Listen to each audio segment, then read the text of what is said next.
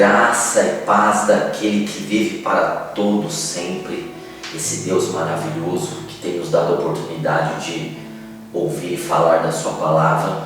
Hoje eu estou aqui especialmente para trazer uma palavra aos meus queridos e queridas que fazem a obra de Deus, aos obreiros, aos ministros, àqueles que estão militando no reino de Deus com suas forças, com seu chamado, com a graça que Deus lhe concedeu, com os dons do Espírito Santo que foi dado a cada um individualmente. Bom, eu sei que fazer a obra de Deus não é nada fácil, não é nada simples. A obra de Deus ela é muito grande, muito gloriosa e tem muitos espinhos também, muitas dificuldades, e os vídeos que eu gravo para os que fazem a obra sempre têm a finalidade de ajudar, de cooperar, de contribuir, de somar na vida de cada um, agregar valores, agregar força, munição, agregar poder a cada ministro, a cada obreiro, a cada servo do Senhor, a cada servo de Cristo. Hoje, nesse estudo que eu começo agora, quero falar de um versículo especial. Especial eu digo porque ele acompanha a nossa vida ministerial. Esse versículo, ele acompanha cada ministro, ele me acompanhou desde o começo da minha vida cristã, quando eu comecei a pregar a palavra nas ruas, quando eu comecei a pregar a palavra nas casas e pregar na igreja e ser um ministro e ajudar as pessoas e visitar e fazer todo tipo de obra, né? Porque a obra que eu faço não é apenas pregar, eu tenho feito todo tipo de obra, seja aconselhamento, seja visita, seja estudo bíblico, seja tirar dúvida de pessoas, orientação. Deus tem me dado a graça de conduzir as pessoas através do que Ele me deu. Então, esse versículo ele se encontra em 2 Timóteo, capítulo 2, verso 15. Eu tenho decorado, mas eu quero ler aqui nas Escrituras. Diz assim, procura apresentar-te a Deus, aprovado, como obreiro, que não tem de que se envergonhar, que maneje bem a palavra da verdade. É um versículo pequeno, porém completo, não é verdade? É pequeno, mas é de uma plenitude extraordinária. Bom, então eu acabei de ler o versículo para vocês. Esse versículo se encontra em 2 Timóteo 2,15. Você sabe que 2 Timóteo foi escrita no ano de 64 a 66 depois de Cristo. Todos acreditam que seja a última carta de Paulo. Paulo vai morrer decapitado em anos 67 a 68. É a última carta dele. Quando você lê, você vai ver até uma certa emoção em Paulo. E até parecia que Paulo sabia. Ele, é o texto célebre que nós sempre falamos. Combati o bom combate, acabei a carreira, guardei a fé. Ele está falando ao seu filho Timóteo, ao seu filho na fé e ao seu filho discípulo, porque Timóteo era filho na fé de Paulo, mas era também um discípulo, um pastor que Paulo estava investindo nesse ministério de Timóteo grandemente, escrevendo 2 cartas a ele. Então essa carta de 2 Timóteo, como a primeira, como a de Tito, é uma carta pastoral, ou seja, uma carta instruindo, orientando Timóteo em relação a deveres, em relação a comportamento, como ele deveria comportar-se, dentre outras coisas. Então, o contexto é de Paulo se despedindo da terra. É uma carta emocionante. Paulo pede para ele despertar o dom que ele havia recebido a Timóteo. Paulo fala muito dele na prisão. Paulo fala muito dele sendo deixado, usa até nomes, fala até pessoas que o deixaram, que o abandonaram, que ele estava sozinho. Então é uma carta assim de tom emocionado de Paulo. Se você ler Gálatas, que é a primeira carta de Paulo escrita no ano 44 a 46, vai ver que em Gálatas Paulo está duro, rígido, mas agora aqui na sua última carta, que é 2 Timóteo, Paulo está quebrantado. E as orientações que ele vai dar para o seu filho, na fé, e seu filho de ministério, esse pastor, esse jovem pastor, uma das orientações era que ele fugisse das paixões da mocidade. Ele vai dar orientações a Timóteo. Veja que o capítulo 2, que nós tiramos esse versículo se encontra no versículo 15. O capítulo 2 ele começa assim, ó: Tu, pois, meu filho, fortifica-te na graça que há em Jesus Cristo. Então Paulo começa dizendo que era para ele se fortificar na graça. Paulo diz para ele sofrer as aflições como um bom soldado. Ao contexto desse versículo, para ele se apresentar a Deus, obreiro aprovado, que não tem que se envergonhar, que maneja bem a palavra da verdade, Paulo já está dando então a sabedoria do que é esse obreiro: é se fortificar na graça, é sofrer as aflições como um bom soldado de Cristo, não se embaraçar com os negócios dessa terra. No versículo 4 Paulo está falando isso aqui, que o soldado ele não se envolve com o negócio dessa terra e se embaraça e fica tudo confuso, certo? E Paulo está dizendo: considera o que eu digo. Paulo está falando com Timóteo num tom muito forte, muito emocionado, né?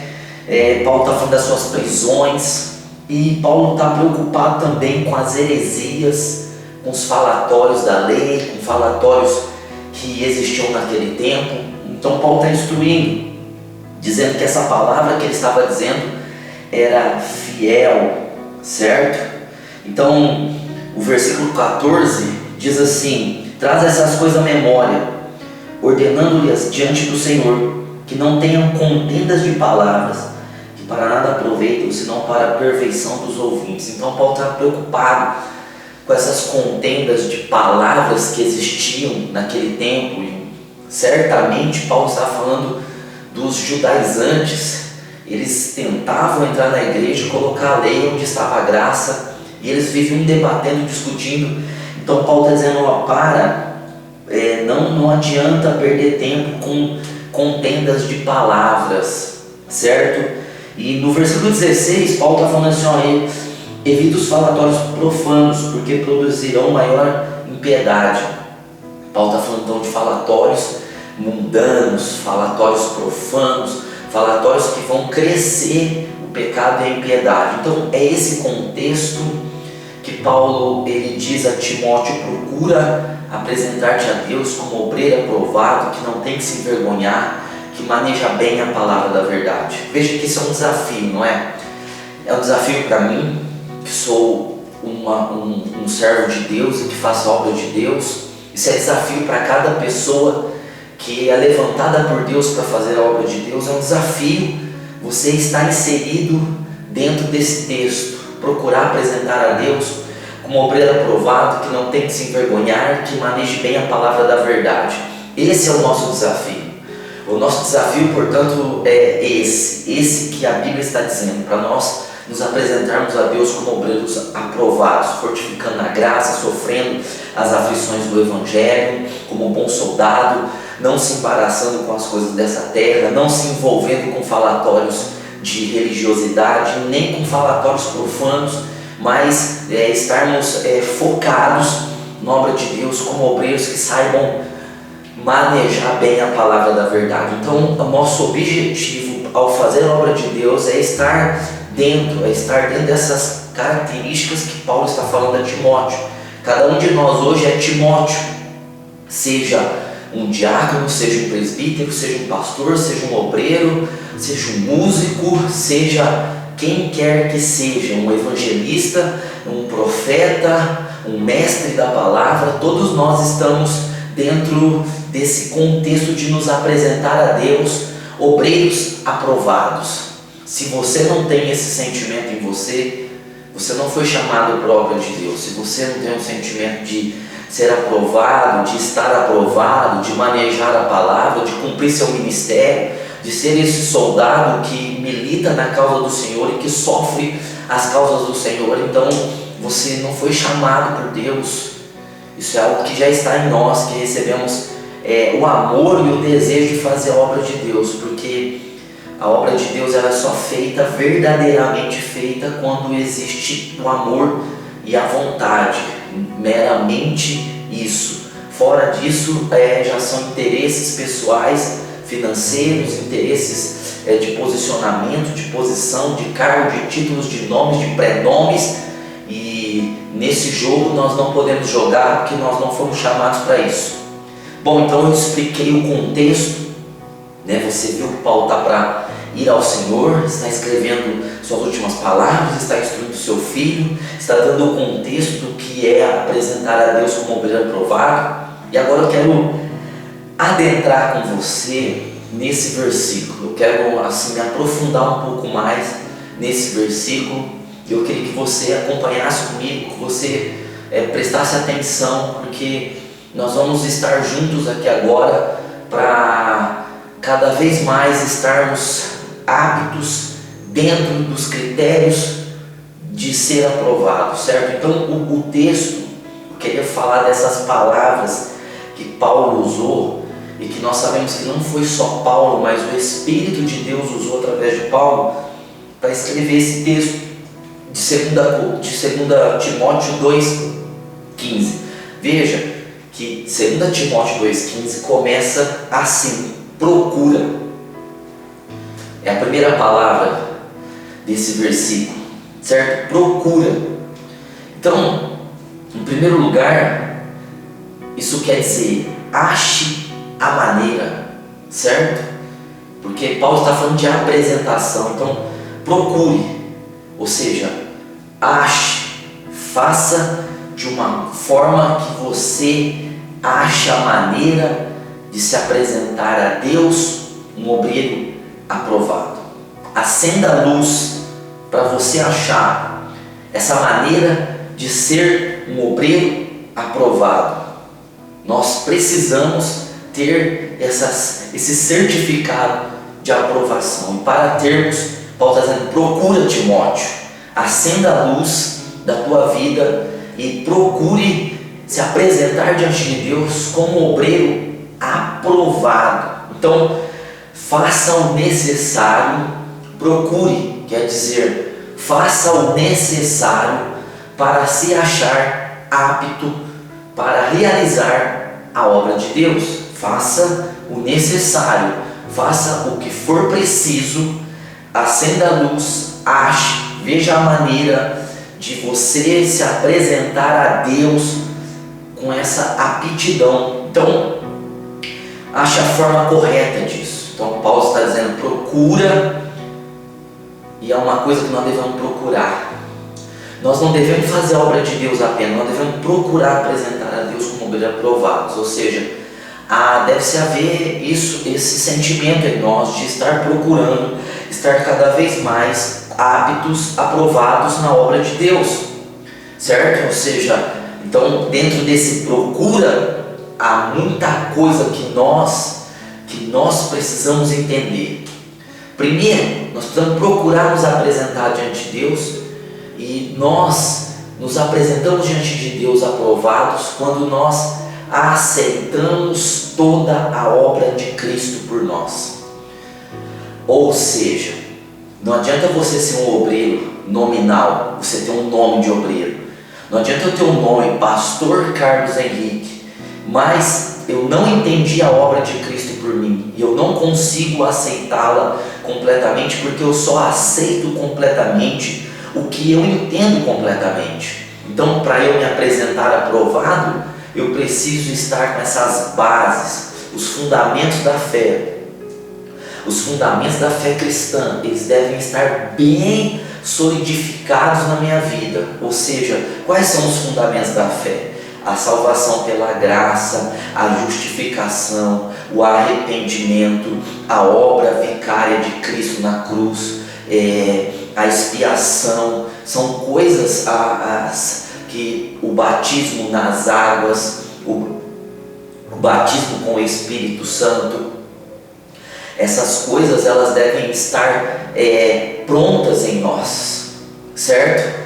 Eu fico muito irritado com as pessoas que querem saber o Apocalipse e elas não sabem a justificação. Me irrito muito com elas, porque ao não saberem a justificação e a graça, elas não vão conseguir passar por todos os testes e provações que estarão diante delas. E elas querem saber o Apocalipse. Gente, nós precisamos ter fundamentos sólidos, fundamentos fortes. Nós precisamos entender Cristo. Veja, que eu sei que existem muitos obreiros que eles se especializam na lei, se especializam em Moisés, se especializam em Elias. Isso não tem problema nenhum, desde que o centro da nossa vida, desde que a verdade não seja, a verdade plena e absoluta não seja esses personagens, desde que possamos ver, desde que vejamos Cristo em cada um desses personagens. Bom, é impossível, portanto, preste atenção, é impossível você se apresentar a Deus aprovado se você, ainda que é obreiro, não tem os fundamentos da fé estabelecidos em você. Como que o pastor pode dizer isso? A pessoa é obreira e ela não tem os fundamentos da fé estabelecidos nela? Claro, porque muitas pessoas têm o poder da oratória, muitas pessoas têm a simpatia, isso engana. Não é porque hoje as pessoas podem na internet, nas redes sociais, pegar uma mensagem enlatada. O que é uma mensagem enlatada? Pegar o que os outros estão falando e replicar no altar, até um plágio praticamente, e serem vistas como pessoas sábias, mas elas não são, porque elas não entenderam nada. Então há muito engano hoje com as pessoas que nós ouvimos, porque elas estão estudando a Bíblia para pregar, elas não estão estudando a Bíblia para saber, para própria vida. Então, procura apresentar-te a Deus, procura a obra de Cristo, a obra do Espírito Santo, a obra da cruz, a obra do Espírito.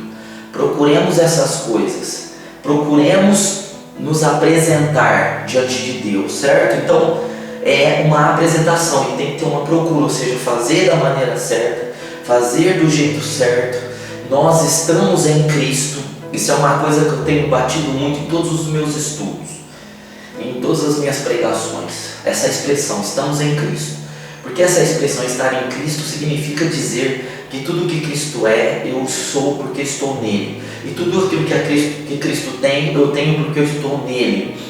Então, em tudo aquilo que Cristo faz, eu faço porque eu estou nele. Não porque eu, mas porque eu estou nele. Então, essa expressão em Cristo é muito poderosa quando ela é entendida, certo? Então, essa apresentação e essa procura tem que passar. Hoje que nós estamos no tempo da graça, nós não temos que ser obreiros do tempo da lei, nós não temos que ser obreiros de nenhum outro tempo a não ser obreiros do tempo, da dispensação da graça, certo? A dispensação, o período da graça. Nós somos obreiros da graça, nós somos ministros de uma nova aliança. Nós somos chamados para ser ministros de uma nova aliança. Então isso significa dizer que nós não podemos estar na nova aliança vivendo e crendo e passando as coisas da velha aliança. Nós temos que pegar a velha aliança para mostrar o que é a nova aliança, certo? Nós estamos inseridos dentro desse contexto de estarmos em Cristo. Jesus disse isso muito fortemente em João capítulo 15, no sermão do cenáculo, dizendo que ele é a videira e nós somos os ramos, e se alguém está nele, esse dá muito fruto e o Pai o limpa para que dê mais fruto. Ou seja, nós somos varas que estamos enxertados na videira, nós somos extensão da videira verdadeira, e o Pai é o agricultor, e nós, quando produzimos, Ele investe mais em nós para nos limpar, para que produzamos mais ainda. Então, essa expressão em Cristo, relatada ali,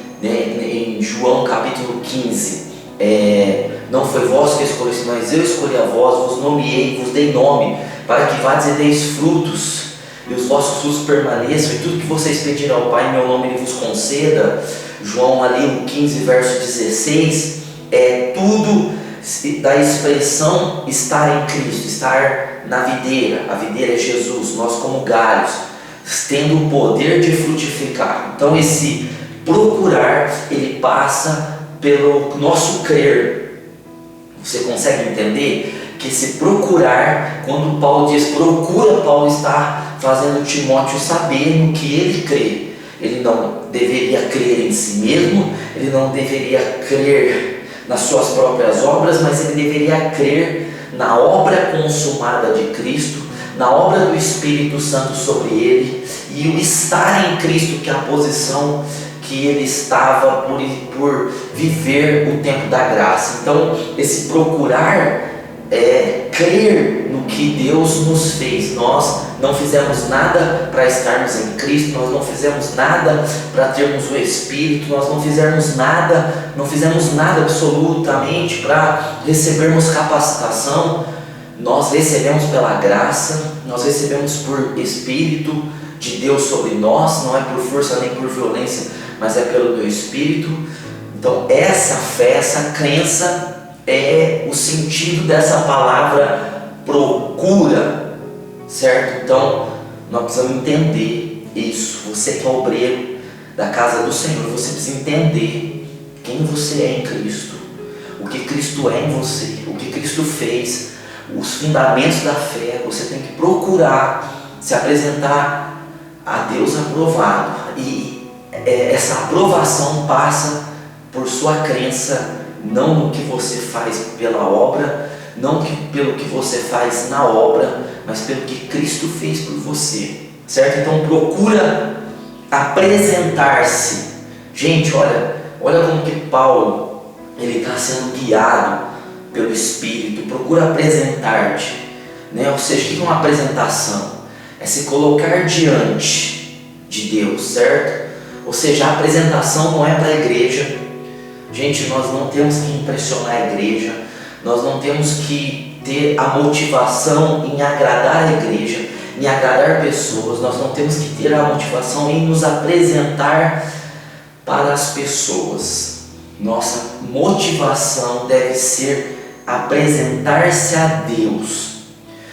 Da maneira que nós nos apresentamos às pessoas, nós na verdade estamos nos apresentando a Deus. A nossa motivação deve, ao cuidar das pessoas, ao amar as pessoas, a dar uma palavra às pessoas, ao explicar às pessoas, é sair fora de conversas profanas, de fofocas, de intrigas, para estar aprovado, é esse apresentar-se a Deus aprovado, é essa procura de se apresentar diante de Deus. O que é uma apresentação? Você vai até a Deus, então você chega até a presença de Deus. Quando você está fazendo a obra, ainda que é na igreja para os homens, isso está mostrando que você está se apresentando diante de Deus, você está se mostrando a Deus. Quando você tem a motivação de se mostrar às pessoas, você não vai estar se mostrando a Deus aprovado, você entende? Você vai estar se mostrando a Deus, mas esse mostrar que você está demonstrando não é aprovação de Deus. Então você não deve, eu não devo me apresentar para as pessoas, com motivação para as pessoas. Eu não devo pensar assim, eu preciso trazer uma pregação que vai agradar todo mundo. Não, eu preciso trazer uma pregação que eu me apresente diante de Deus de uma forma aprovada. E isso vai fazer com que as pessoas recebam Cristo que está na minha vida, e elas vão receber dessa unção, elas vão receber dos frutos que eu tenho. Então, o que eu vou fazer eu devo me apresentar a Deus, porque tem muitos obreiros que eles não gostam de pregar para poucas pessoas, porque eles não estão se apresentando a Deus, você entende? Eles querem se apresentar às pessoas, e de preferência a muitas pessoas, porque hoje sucesso dentro da cabeça de muitos ministérios é achar que sucesso é ter um monte de gente para nos ouvir, mas isso não significa sucesso. Sucesso é você ensinar como se você estivesse ensinando a 100. Sucesso é você pregar para como se você estivesse pregando para 100, porque não é a quantidade de pessoas que é a aprovação do nosso ministério, mas a aprovação do nosso ministério é se nós nos apresentamos, ou seja, se nós nos colocamos, se nós nos mostramos diante de Deus aprovados. Veja que esse procura apresentar-se é algo muito forte, é algo que nós devemos prestar atenção no sentido de sermos aprovados, porque o sentido aqui que Paulo está querendo trazer para Timóteo é a aprovação. E Paulo não está falando de multidão, Paulo não está falando de quantidade de pessoas, mas Paulo está falando de se apresentar a Deus, certo? De procurar, passando pela crença nas coisas que Cristo fez e falou, apresentar-se, se mostrar, chegar diante de Deus, chegar diante da presença do Senhor, certo? Então, é isso que nos aprova já, é a nossa mente certa, porque muitas pessoas estão fazendo as coisas certas com a motivação completamente errada. Elas estão pregando, mas a motivação delas não é Cristo, é autopromoção, é exibicionismo de dons, é exibir seus talentos oratórios, seus talentos em outras áreas. Estão até fazendo certo com motivações completamente erradas, e isso é a desaprovação. Isso passa pela desaprovação, porque não estão se apresentando a Deus. Então, veja, procura apresentar-se a Deus. Veja que Paulo, ele é simples e ele é claro, procura apresentar-se a Deus. Então não é ao mundo que nós devemos apresentar, poxa, eu tenho que fazer tudo certo porque o mundo está me vendo. Não, você tem que fazer tudo certo porque você tem que se apresentar diante de Deus. Você não tem que fazer tudo certo porque o mundo está de olho em você. As pessoas estão pregando isso, você tem que fazer o certo porque o mundo está de olho em você, mas essa não é a nossa motivação. Nós não temos nada a ver com o mundo nos odeia, o mundo nos odiará sempre. Quanto mais nós formos do Espírito, mais o mundo vai nos odiar, e nós não temos que nos importar com o mundo. Nós somos o sal da terra, nós somos a luz do mundo já. Nós não temos que nos apresentar ao mundo, não é essa a motivação, nós temos que nos apresentar a Deus. Então o que nós somos no mundo é reflexo do que nós nos apresentamos a Deus, da nossa procura em nos apresentar a Deus. Então essa motivação, esse temor, esse foco certo, no certo, que é na presença de Deus, vai nos fazer nos apresentar diante do mundo como luz, como sal, vai nos fazer nos apresentar diante do mundo de maneira correta, de maneira certa. Por quê? Porque nós temos a motivação de nos apresentar diante de Deus, não diante do mundo. Agora, estar dando testemunho ao mundo, estar falando de Jesus ao mundo através de palavras, através de ações, através de comportamentos, através de posicionamentos, é consequência de procurar nos apresentar a Deus. É consequência, não deve ser causa nossa nos apresentar ao mundo. É consequência darmos testemunho de Jesus se estamos procurando nos apresentar a Deus. Então, não nos apresentar à igreja, porque muitos de nós queremos nos apresentar à igreja, porque a igreja é um lugar social, a igreja é um lugar de destaque, a igreja é um lugar de ter visualização, a igreja é um lugar de ter aprovação, a igreja é um lugar de conquistas, né? Há pessoas que se destacam tanto na igreja que elas passam a começar a se destacar no mundo.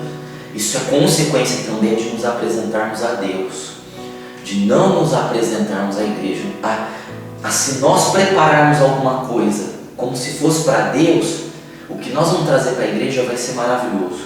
Mas se nós estamos com a motivação de nos apresentar à igreja, de nos mostrar à igreja, de fazer o teatro para a igreja, nós não estamos sendo aprovados.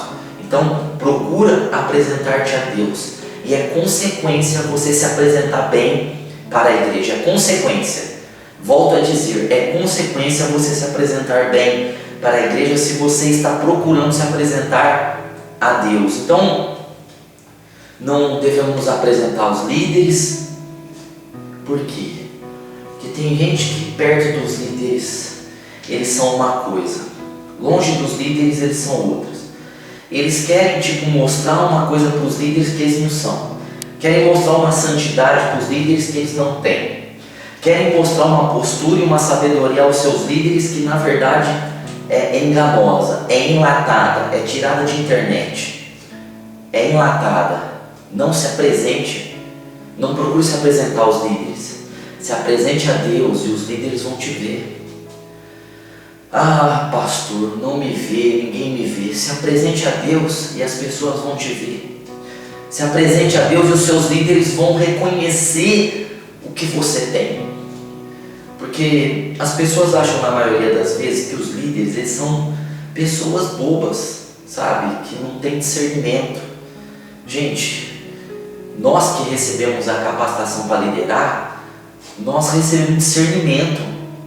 Então isso quer dizer que, por exemplo, as pessoas vêm falar conosco achando que nós somos bobos, mas nós recebemos discernimento para saber de coisas que nem mesmo a pessoa sabe. Então muitas vezes as pessoas vêm falar, as pessoas vêm mostrar e nós sabemos dentro de nós que não é, porque nós recebemos de Deus para poder liderar isso. Agora, se você é o mesmo discernimento que diz que tem pessoas que estão apresentando e não são, se você é com esse mesmo discernimento, vai falar aos líderes que você é e que você tem. Então procure apresentar-te a Deus, ao Pai, a Deus. A obra é para Deus. Sabe, o que você está fazendo, o teu secreto é para Deus. Se o teu secreto é para Deus, o teu social também será para Deus. Mas se o teu secreto não é para Deus, como o teu social será? Você pode maquiar, você pode colocar a máscara, você pode interpretar, mas se o teu secreto não é, isso tudo vai cair uma hora ou outra. Então isso é muito sério, é se apresentar a Deus, sabe? Jesus falou dos fariseus, vocês já tiveram sua recompensa, porque vocês oram nas praças para serem vistos, não é porque vocês querem testemunhar a Deus, é porque vocês querem ser vistos, vocês já foram vistos. A recompensa é essa, se vocês querem ser vistos, vocês já são vistos. Então, se a gente está com obra de fariseu, se apresentando para mostrar alguma coisa, ou se nós estamos querendo demonstrar alguma coisa para as pessoas, nós vamos receber já aquela recompensa momentânea. Mas, se nós nos apresentamos a Deus, então a recompensa, o dirigir, vem de Deus. Então, olha só, procura apresentar a Deus aprovado. Gente, qual que é a meta do ministério? Qual que é a meta de uma pessoa? A pessoa ele fala assim, eu tenho um ministério, mas não é, ela fala, eu tenho o meu ministério. Se alguém tem o seu ministério, esse ministério não é do Espírito Santo. Nós temos um ministério do Espírito Santo. Por exemplo, eu posso chegar e falar assim, eu tenho um ministério meu de pregação. Não, eu não tenho nada. O que eu ensino não é meu. É o ministério do Espírito em mim. Agora, qual que é a motivação dos ministérios das pessoas? Porque é delas. É se mostrar, é crescer.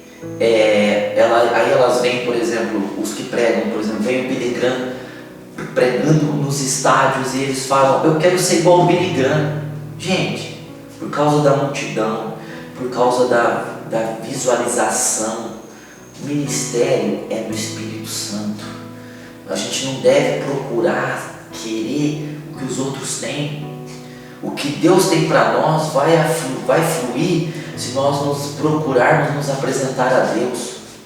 E o motivo de nos apresentar a Deus é sermos aprovados. Então qual que é a motivação do ministério que é do Espírito Santo?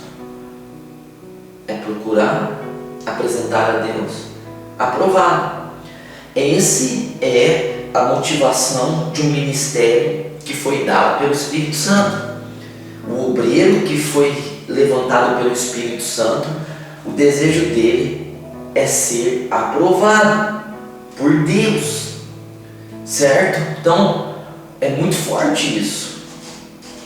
Agora as pessoas elas dizem, Deus tem algo muito grande comigo. Não é ficar aqui pregando para esses 5, 6 pessoas não. Peraí, o ministério de Deus então Deus é tão grande que para Deus o ministério que é o bom é o que vai pregar para 1 milhão de pessoas. Não, gente, não é isso. Jesus investiu 3 anos e meio em 12 pessoas. E essas 12 pessoas fizeram mais no sentido de alcance, mais do que o próprio Cristo, porque Cristo teve, depois de 3 anos e meio, 500 discípulos aproximadamente, 510.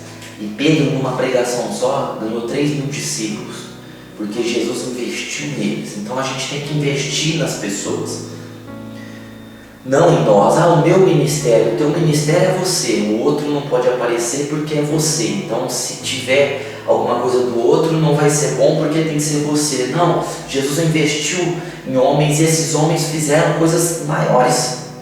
Veja, então procura apresentar-te aprovado.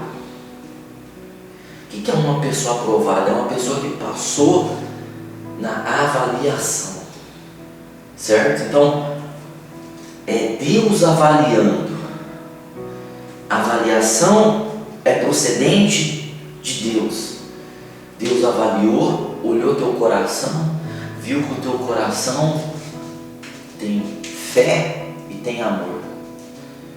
E agora o que você faz por fé e por amor. Não tem outra motivação em você. Não existe nenhuma outra motivação dentro de você. Por exemplo, eu estou aqui gravando esse vídeo. Qual que é a minha motivação? Ela tem que ter fé e amor aqui. Se tiver outra coisa, não significa que eu estou sendo aprovado. Agora ela precisa ter fé e amor. Então, a avaliação é se as minhas obras diante de Deus, elas são feitas, e a motivação para serem feitas é fé e amor. Senão, meus amados, é obra de madeira, de feno, de palha, não é obra de pedras preciosas, ouro e prata. Fé e amor. A fé que opera pelo amor. Todas as nossas obras, elas devem passar por esse critério de ser fé operante no amor, certo? Então, ser aprovado é passar na avaliação. E a avaliação é se nós estamos na fé, porque sem fé é impossível agradar a Deus, e no amor, porque Deus pede que eu amemos sobre todas as coisas. E Jesus falou assim: eu te dou outro novo mandamento, que você ame uns aos outros como eu vos amei. Então, aprovado é aquele que passa na avaliação, é que teve o consentimento daquele que está aprovando, do aprovador. Você teve o consentimento que quer ser aprovado. Por isso que Paulo está dizendo: procura apresentar-te a Deus aprovado. Ou seja, que teve o consentimento de Deus, que tem o consentimento do Espírito Santo, que tem o consentimento. Gente, nós não podemos ser enganados. E por isso eu estou gravando esse vídeo, porque você e eu não podemos ser enganados. Você está fazendo as coisas para Deus de qualquer jeito, você está fazendo as coisas para Deus sem amor, fazendo as coisas para Deus sem fé, sem compromisso, sem responsabilidade. Ele está falando: mas é a graça de Deus, você não está sendo aprovado, não está tendo consentimento sobre as suas obras, porque não tem nas suas obras o que deveria ter: fé e amor. Nós não podemos nos enganar e achar que a gente fazer obra de qualquer jeito, a gente está sendo aprovado. Nós não podemos, Deus conhece meu coração. Não tem essa história não. Essa história é antiga, mentirosa, fajuta e satânica. Deus conhece meu coração. As pessoas vão trazer R$2 no altar. Deus conhece meu coração, que é essa oferta do meu coração. Não, Deus não aceita resto. Deus não é o porco que vai receber a lavagem de todo mundo, não.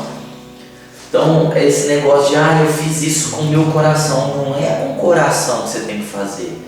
Você tem que fazer com fé e com amor. Você tem que fazer com fé e com amor, procurando em Cristo. Em Cristo.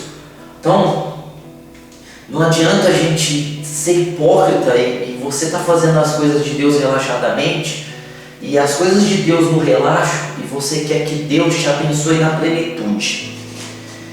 Bom, para Deus você é um relaxo, você é um fracasso. Você chega atrasado, você faz quando você quer, do jeito que você quer, na hora que você quer, do jeito que você bem entende, rebelde.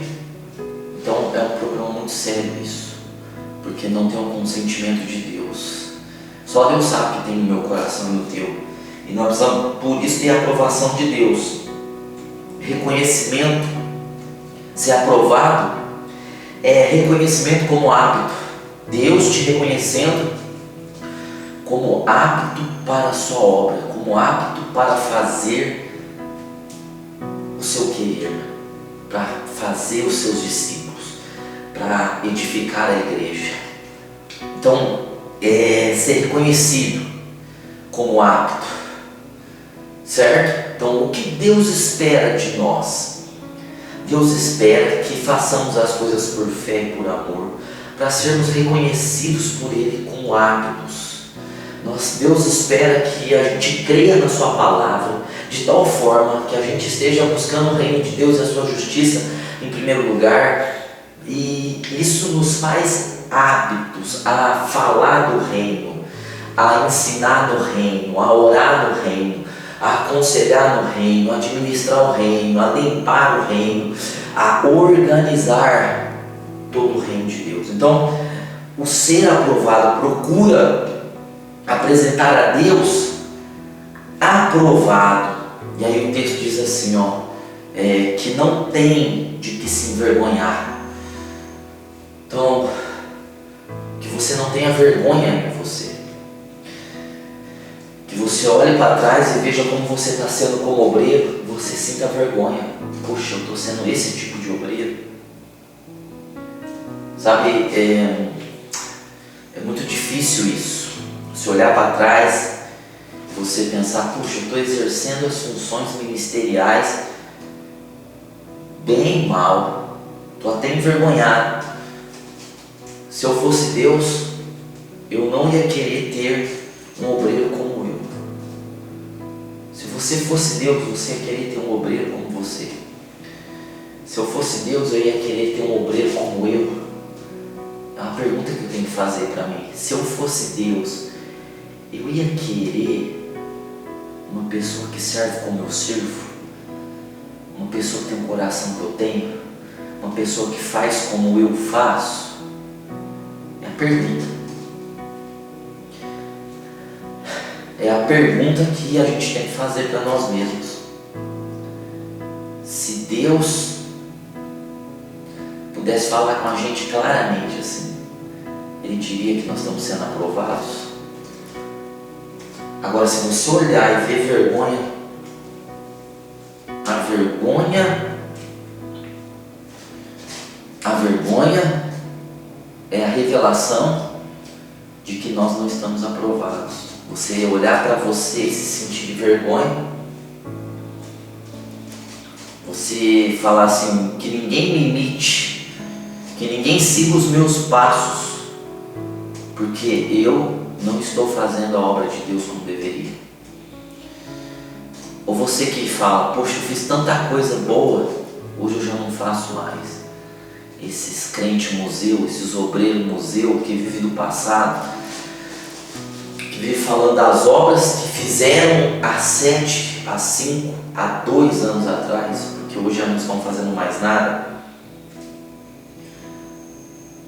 É muito sério esse negócio de se envergonhar, porque a vergonha é o sinal, é a revelação, é a mostragem de que nós não estamos servindo a Deus como deveríamos, que nós não estamos obrando como deveríamos, que nós não estamos cumprindo o nosso chamamento. Ah, mas eu quero pregar na África. Puxa, faz o que Deus te deu aqui agora. Deus deu o jardim do Éden para Adão lavrar e cuidar. Ele lavrou e cuidou? Não, ele perdeu. Poxa, vai sendo fiel naquilo que Deus colocou nas tuas mãos hoje, agora. Não fica pensando, eu quero ir para tal lugar, eu quero ser assim, eu quero ser assado, se você não consegue ser quem você deve ser hoje. Você não consegue ser quem você deve ser hoje e está querendo ser uma pessoa que talvez você nunca será, porque a pessoa que você tem que ser hoje, você não é. Então a vergonha é a vergonha de ser relaxado, é a vergonha de ser descompromissado, é a vergonha de não estar dando aquilo que deve ser dado a Deus, é dar a sobra a Deus das suas atividades. Então Paulo está sendo claro com Timóteo, Procura apresentar-te a Deus aprovado, que não tem que se envergonhar. Então, que não tem do que ser reprovado, sabe? Do que não tem que ser reprovado. Ou seja, Deus, Ele está olhando para você, Ele está vendo Cristo em você, e você está em Cristo, e o amor e a fé estão em você, e por isso não tem como te reprovar. Não pode te reprovar, porque você faz as coisas por amor, por fé. E alguém diz, mas eu posso reprovar o fulano porque ele chegou atrasado tal dia. Mas o fulano chegou atrasado porque estava buscando uma alma na casa dele, usou o carro dele, chegou 5 minutos atrasado, mas trouxe alguém, e aí a gente chega antes, mas não traz ninguém. Então as pessoas podem até falar, está reprovado, mas Deus falou, não, está aprovado, está fazendo a obra, está investindo em pessoas, e isso, é ser aprovado como obreiro, que não tem que se envergonhar, que não tem do que se sentir mal. Poxa, eu estou tão mal. As pessoas começam a falar, eu estou tão mal, eu estou desanimado da obra. Jesus falou que se você põe a mão arada e você olha para trás, você não é digno. Aí tem um monte de gente que está mal porque está fazendo as coisas erradas, está fazendo as coisas de qualquer jeito para o reino. As dificuldades estão sendo maior do que o amor e a fé. Os problemas do reino estão sendo maior do que o amor e a fé.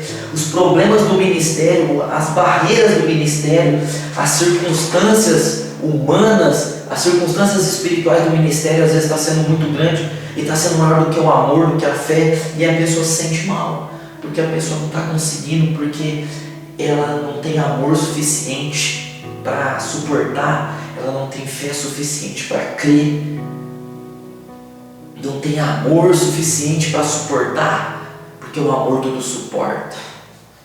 Não tem fé suficiente para romper, porque pela fé se rompe. Então veja que é importante a gente não se envergonhar, é importante a gente não se sentir condenado, não ter condenação em nós, não nos condenar. Ao contrário, olhar para nós e nos sentir aliviados. Sabemos que podemos fazer mais, mas nos sentir aliviados, não condenados, não de maneira que o diabo pode colocar na nossa cabeça e a gente andar com peso, não, a gente andar livre para poder fazer mais e livre para poder fluir mais. Como obreiro, veja que não se envergonhe como obreiro. Procura apresentar-te a Deus aprovado como obreiro que não se envergonha. O que é um obreiro que não se envergonha? Primeiro, que um obreiro é aquele que faz a obra, certo? É um trabalhador do reino. O obreiro seria, portanto, um trabalhador do reino, uma pessoa que exerce funções do reino de Deus. Então, o obreiro é o que trabalha. Seria, portanto, incoerente um obreiro não trabalhar. Seria, portanto, muito estranho um obreiro não executar, não exercer as suas funções. Veja que Jesus diz: servo inútil, porque só faz o que te manda fazer. Jesus disse isso. Agora, quando não está fazendo nem o que se manda fazer, então é um servo para lá de inútil. Nós não podemos ser o servo inútil, só fazer o que nos é mandado. E nós não podemos ser o servo rebelde, que nem mesmo está fazendo o que lhe é dado para fazer.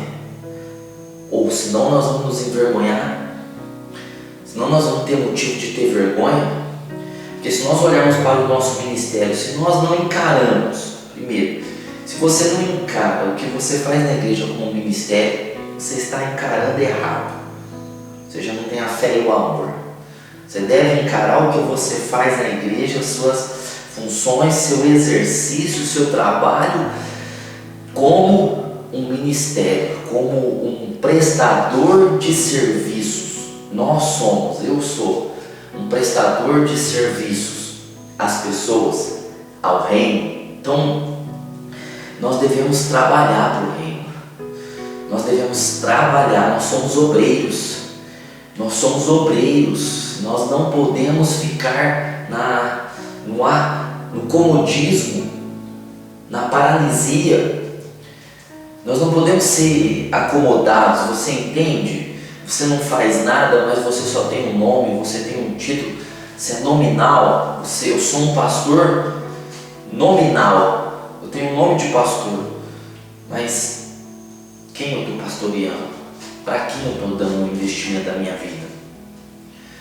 Ou seja, o obreiro, portanto, é aquele que está trabalhando, é aquele que é o trabalhador do reino, é o que executa funções para o reino, é o que exerce funções do reino, certo? É aquele que está fazendo a obra do rei, a obra do reino, é o que está servindo.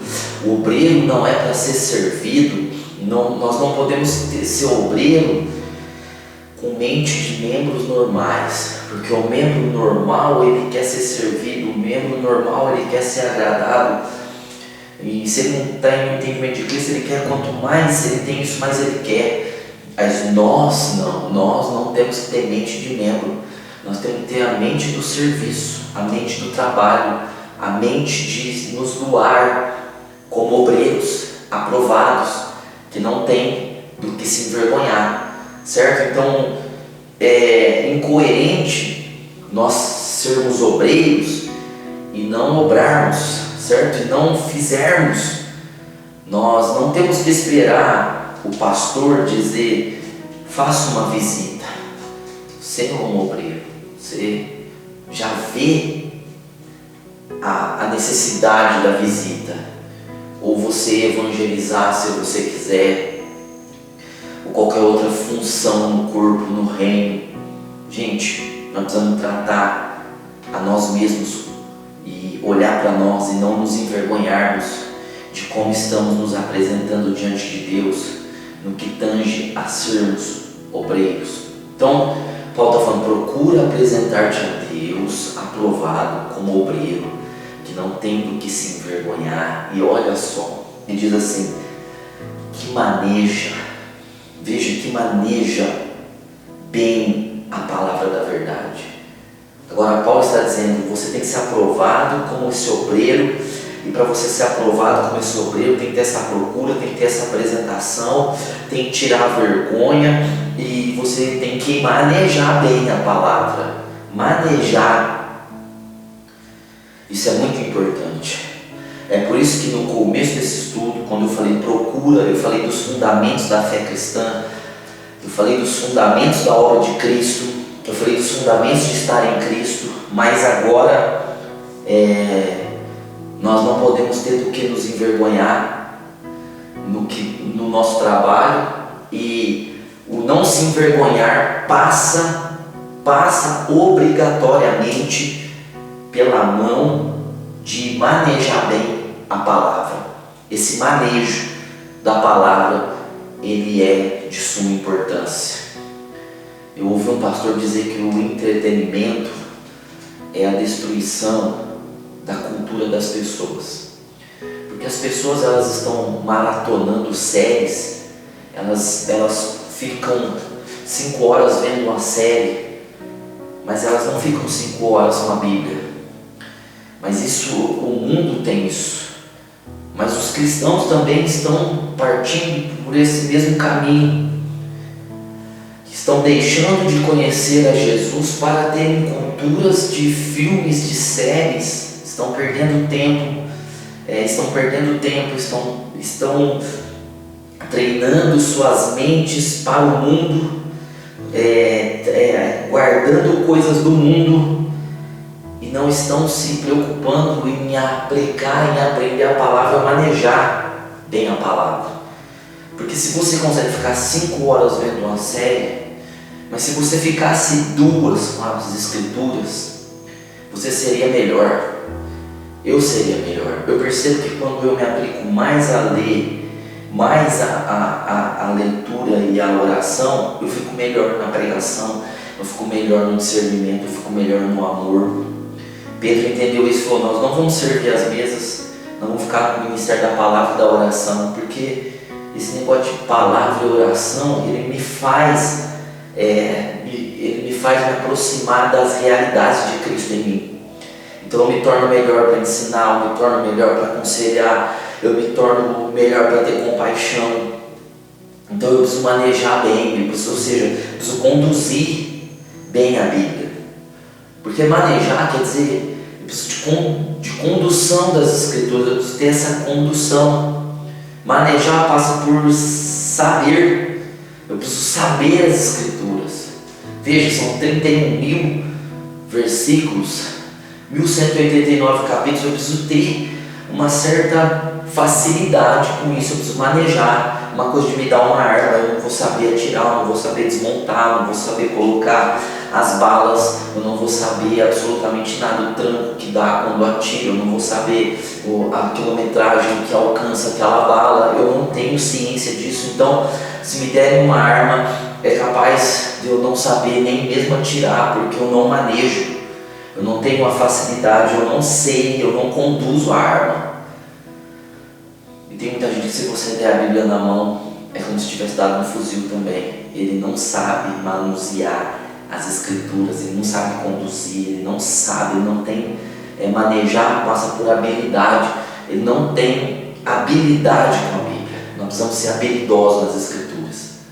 Quando eu era pequeno, os meninos ficavam treinando, dar balãozinho, chutando a bola para o alto, chutando, controlando. Havia meninos que conseguiam 500 balãozinhos. Eles ficavam chutando a bola ali. Caía, eles voltavam. Gente que conseguiu 500 vezes essa repetição, de tanto que treinou, pegou uma habilidade tão grande. Porque treinou, sabe? Nós precisamos treinar nas Escrituras. Nós precisamos nos acomodar, nós precisamos acomodar nossa vida às Escrituras. Nós precisamos ter a linguajar das Escrituras, saber as Escrituras, não sermos pegos em falatórios, como disse Paulo aqui no contexto, sabermos responder, termos base. Não, o obreiro não pode ser como uma pessoa que só tem o seu testemunho e o Salmo 23, o obreiro tem que conhecer, nós precisamos ter esse conhecimento, ou seja, essa condução, essa sabedoria, essa habilidade em manejar as Escrituras. Porque isso passa pelo caminho de sermos aprovados, obreiros aprovados, que vai dissipar a vergonha, porque quanto mais nós soubermos manejar as Escrituras, menos vergonha nós teremos, porque nós teremos respostas, nós não teremos perguntas, nós teremos resposta, porque a Bíblia ela não nos traz perguntas, ela nos traz respostas. Então, que maneja bem. Veja que Paulo, essa palavra manejar já quer dizer habilidoso, né? Uma coisa de habilidade, mas aí Paulo maneja bem, ou seja, maneja de forma agradável, que saiba manejar, que tenha poder de convicção, que tenha discernimento bíblico. Poder de convicção, a gente saber os tempos da Bíblia, né? A gente saber como interpretar, como explicar os textos, ou seja, que maneje bem, que tenha um discernimento do que é as Escrituras, que tenha convicção nas Escrituras, porque muitas pessoas falam, mas não têm convicção, porque elas falaram para pregar, elas não falaram porque elas vivem, elas não aprenderam para viver, elas aprenderam para falar. E com a Bíblia não dá certo. Se você não aprender para viver, quando você fala, não tem o mesmo significado. Agora, quando você aprende para viver, e aí você fala, aí tem outro significado. Então nós precisamos manejar bem a Bíblia. Por isso eu tenho tentado ensinar as pessoas a interpretar a Bíblia da maneira dispensacionalista. Por quê? Porque nós aprendemos a Bíblia com seus tempos, certo? Nenhum método de interpretação bíblico é perfeitamente exato, mas esse método da dispensação, ele é muito importante porque ele nos ensina, ele nos mostra as verdades do seu tempo. Então nós, ao sabermos as dispensações, nós não vamos trazer as verdades das dispensações passadas para vivermos na dispensação presente.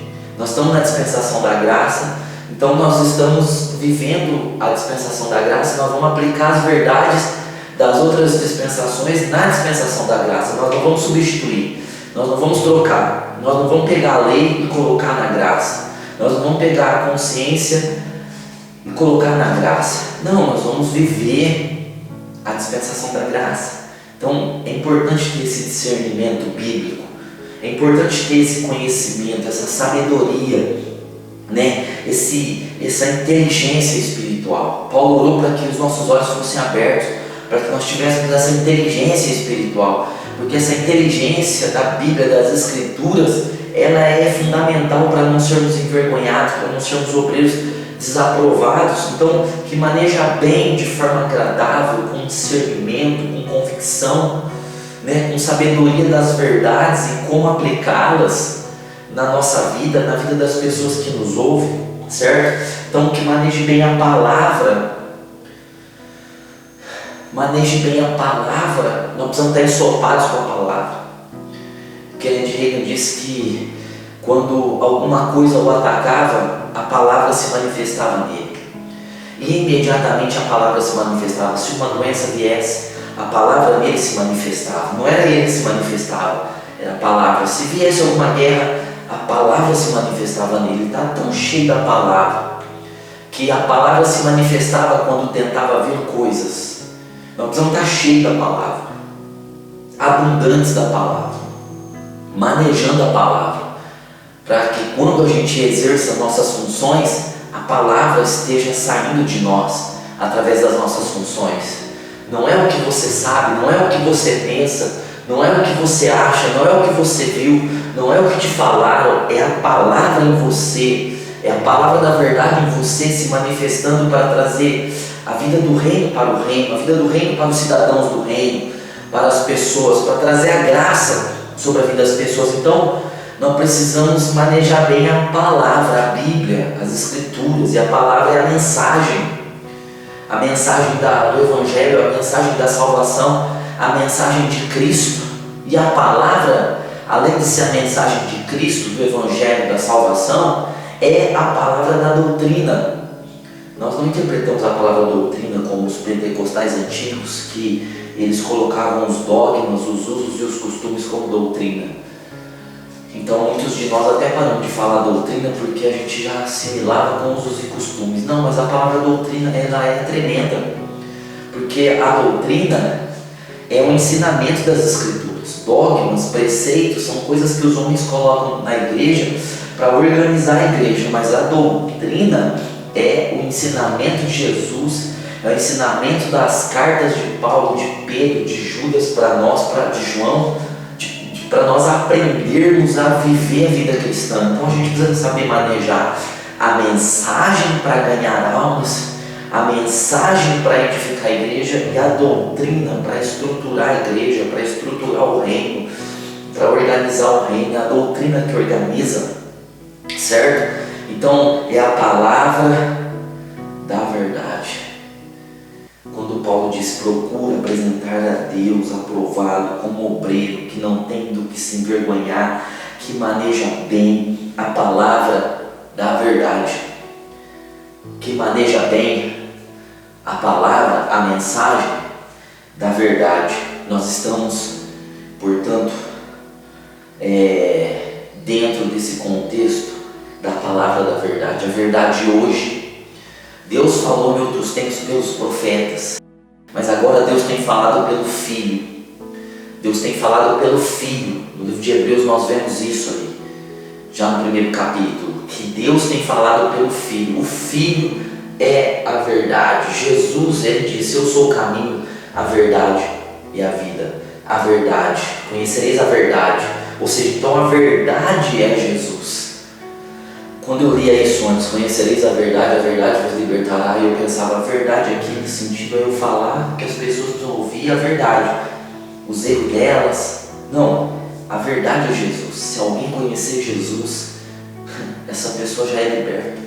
Nós precisamos, portanto, pregar a palavra da verdade. A palavra da verdade é a palavra de Jesus, é o Filho. O Filho revela o Pai, o Filho é a manifestação visível do Pai, o Filho é a glória do Pai. Então nós precisamos apresentar o Filho, a palavra da verdade, a verdade presente, ou seja, a verdade da dispensação da inocência está lá na dispensação da inocência. A verdade da dispensação da consciência está lá na dispensação da consciência. A verdade da dispensação do governo humano está lá no governo humano. A verdade da dispensação da promessa está lá no tempo da promessa. A verdade do tempo da lei está lá na lei. Mas a verdade da graça está em Cristo, e é Cristo, e nós temos que apresentar Cristo. Assim, meus amados, para concluir, nós devemos olhar para nós e ver se nós estamos sendo aprovados com a palavra da verdade, manejando bem essa palavra de Jesus Cristo, esse Jesus vivo, maravilhoso que está em nós. Então, para concluir, encerrar, procura apresentar-te a Deus aprovado como obreiro que não tem do que se envergonhar e que maneje bem a palavra da verdade.